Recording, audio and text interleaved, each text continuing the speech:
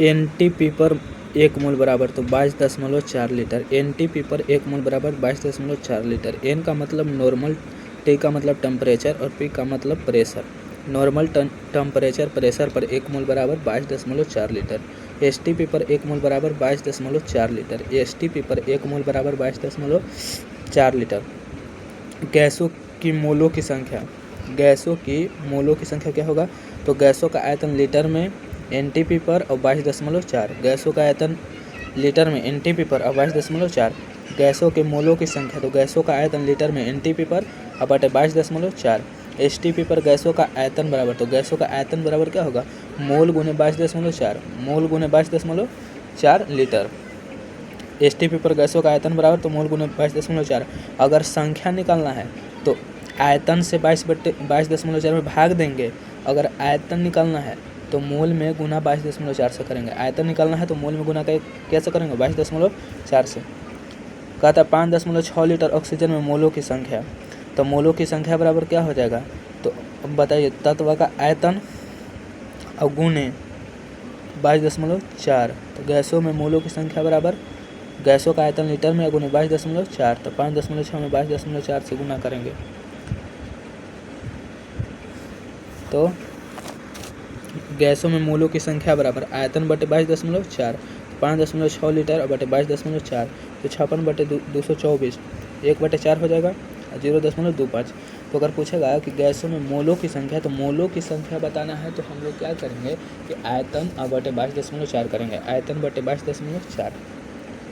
कहता है प्रतिशत संगठन, कहता किसी यौगिक या अणु में तत्व का प्रतिशत मात्रा, तो किसी यौगिक या अणु में तत्व का परसेंट मात्रा बराबर होगा जिस तत्व का परसेंट निकालना है उसका द्रव्यमान, जिस तत्व का, जिस एलिमेंट का परसेंट निकालना है उसका द्रव्यमान और बटे में आणविक द्रव्यमान। जैसे H2 में O का परसेंट मात्रा है, तो H2 का आणविक द्रव्यमान कितना हो जाएगा? तो हाइड्रोजन का परमाणु भार 2 हो जाएगा। जैसे हाइड्रोजन है तो हाइड्रोजन कै गो है? 2 गो। तो हाइड्रोजन का परमाणु भार क्या होता है? 1। हाइड्रोजन कै गो है? 2 गो।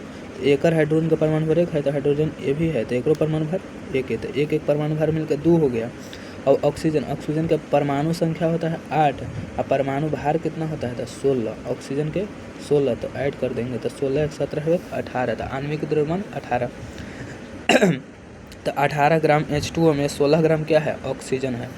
18 ग्राम H2O कितना है? 18 ग्राम। तो 18 ग्राम H2O में 16 ग्राम क्या है? ऑक्सीजन। तो वो का परसेंट मात्रा, तो ऑक्सीजन कितना है? 16 और बटे कुल कितना है? 18। 16 बटे 18 गुने 100, तो 1600 बटे 18, 88.88%। NH2CO NH2 में आणविक द्रव्यमान, तो N के आणविक द्रव्यमान निकालेंगे।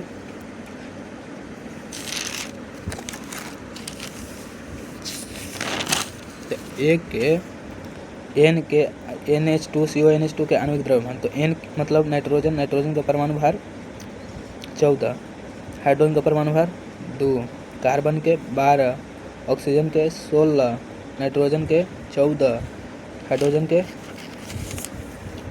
के 2। देखिए हाइड्रोजन अगर 5 गो रहे, जय गो हाइड्रोजन रहेगा उसका परमाणु भार उतना ही होगा। अगर हाइड्रोजन 5 गो है तो इसका परमाणु भार 5 होगा। हाइड्रोजन अगर 20 गो है तो इसका परमाणु भार 20 से होगा।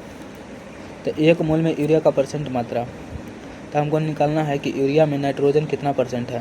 तो पहले यूरिया में कुल यूरिया कितना है? 60 ग्राम। अब कुल यूरिया है 60 ग्राम, ओकरा में नाइट्रोजन कितना है? तो नाइट्रोजन है 28 ग्राम। नाइट्रोजन 28 ग्राम। तो 60 ग्राम यूरिया में 28 ग्राम क्या है? नाइट्रोजन। 60 ग्राम यूरिया में 28 ग्राम क्या है? नाइट्रोजन। तो N का परसेंट मात्रा बराबर क्या होगा? 28 बटे 60 गुने 100। जिस तत्व का परसेंट निकालना है उसका द्रव्यमान और बटे क्या हो जाएगा? आणविक द्रव्यमान गुने 100। 1 मोल CO2 में कितना परसेंट कार्बन है? तो CO2 का आणविक द्रव्यमान, तो C का परमाणु संख्या होता है 6 और परमाणु भार 12। O का परमाणु भार, तो O का परमाणु संख्या 8 और 8 दूनी 16, तो ऑक्सीजन का परमाणु भार कितना हो जाएगा? 16। तो ऑक्सीजन 1 गो है तो उसका परमाणु भार 16 है, ऑक्सीजन यहाँ पर क्या गो है? 2 गो, तो इसका परमाणु भार कितना हो जाएगा? 32। तो 32 12 44, तो 44 ग्राम CO2 में 12 ग्राम क्या है? कार्बन। तो C का परसेंट मात्रा 12 बटे 44 गुने 100, तो 6 दूनी 12, 2 6 12, 22 44, 600 बटे 22, 300 बटे 11, 27.27 कार्बन। कहता है 1 मोल NH3 में कितना % नाइट्रोजन है। तो NH3 मतलब अमोनिया, तो एक NH3 का आणविक द्रव्यमान, तो नाइट्रोजन कितना है 7, 7 दूनी 14 और प्लस 3 17, तो 17 ग्राम NH3 में 14 ग्राम क्या है नाइट्रोजन। तो इनका % मात्रा 14/17 × 100 1400/17 82.35%। 1 मोल CaCO3 में कितना % कार्बन है। तो CaCO3 का आणविक द्रव्यमान, तो आणविक द्रव्यमान क्या हो जाएगा, कैल्शियम, कैल्शियम के परमाणु भार 40, कार्बन के 12, ऑक्सीजन के 16 से 48। तो 16 ग्राम CaCO3 में 12 ग्राम क्या है, 12 ग्राम कार्बन है, इसलिए इसी का % मात्रा 12/100 × 100, 100 से 100 खत्म 12%।